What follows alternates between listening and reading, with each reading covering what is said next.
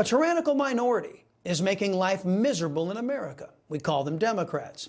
While Americans still have the freedom to do so, they are voting with their feet, and even Democrats are having second thoughts about their party's large lurch toward China-style communism. Keep your options open. Oppose any left-winger you can find. That's my advice in today's preamble. Wiser men than I have observed that if America falls, there will be no place to run. Our 50 states are a microcosm of this dynamic. You know, the states were meant to be laboratories of innovation. They were to be the testing grounds for what works and what doesn't. But since the federal government has unconstitutionally garnered more power for itself at the expense of the states, that dynamic and the quest for a more perfect union has been severely disrupted.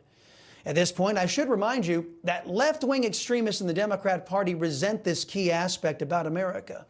They resent you having a choice. You see, socialism and communism, they don't work if we, the people, have a choice. That's why Democrats gravitate toward government. They seek to deny you any choice by government force. They only wish for you to do what you are told. That's also why they work so hard to create an all-powerful, unaccountable, and adversarial central government. They want to make sure that no matter where you run, you can't escape their rule and control. As we reported earlier this week, the human feces capital of America, San Francisco, is losing its Whole Foods market after only a little more than a year in existence. Some people on Twitter are wondering where Californians will steal all of their healthy food now that Whole Foods is gone. Whole Foods couldn't remain in business because of Democrats' pro-criminal policies, policies that encourage and enable uncontrolled crime. Let's go to the opposite coast, New York City, where gun control and cashless bail reign supreme. Here we see the fruits of socialist Democrat control and policies. Here we see the brutal shooting of a man. Now we can't show you the gunshots as this resulted in somebody being killed. But if you really want gun violence, if you really want to experience the folly of disarming the law-abiding and going soft on criminals, you have to go to the windy city of Chicago. Walmart has plans to close 4 stores because of Democrats' pro-criminal policies. But believe it or not, left-wingers are blasting Walmart for daring to close. You see, the left, they're actually complaining that if Walmart leaves, grocery prices will go up. Now, let's not forget, Democrat policies have already sent inflation skyrocketing for everybody in this country.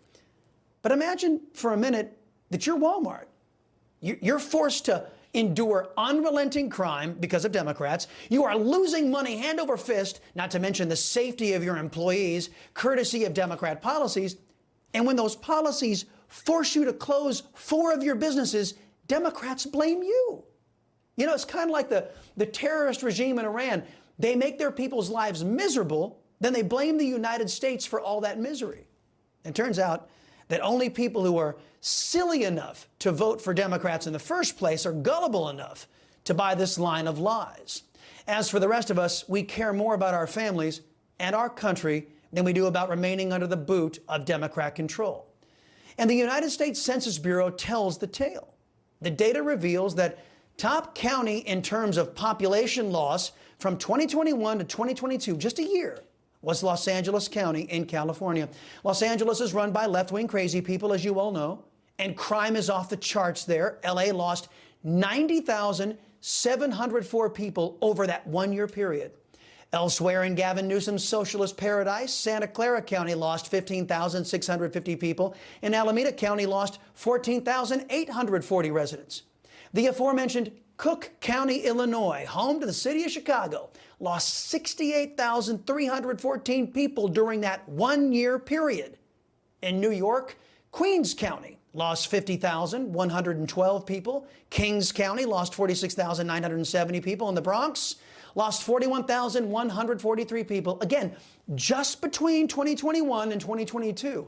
And a reminder, these are all Democrat-run, more accurately, Democrat run into the ground cities. So while they still have freedom, Americans are fleeing Democrats as fast as they can. And Democrats are fleeing Democrats as fast as they can.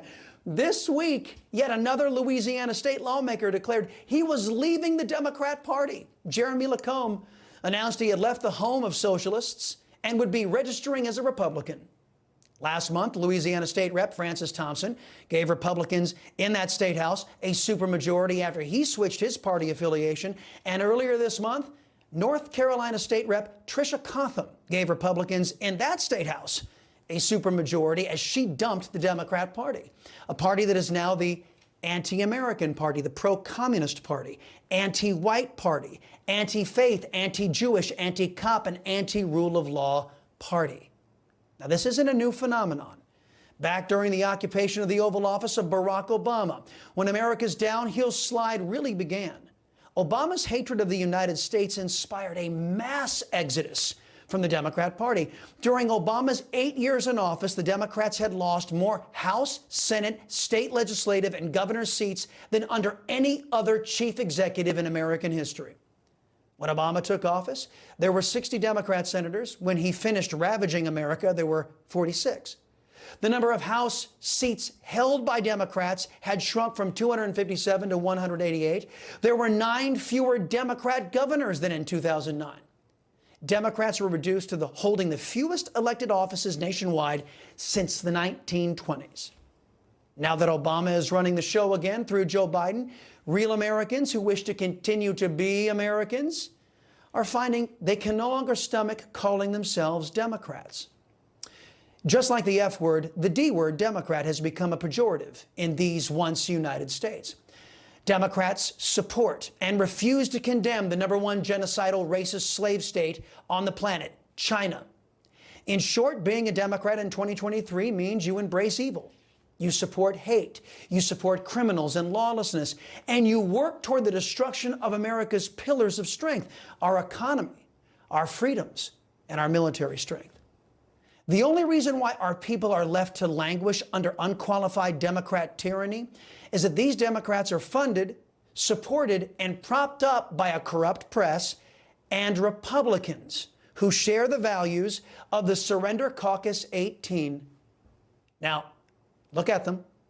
Don't support those Republicans. Support real Americans who are doing the same thing, getting as far away from Democrats as they possibly can.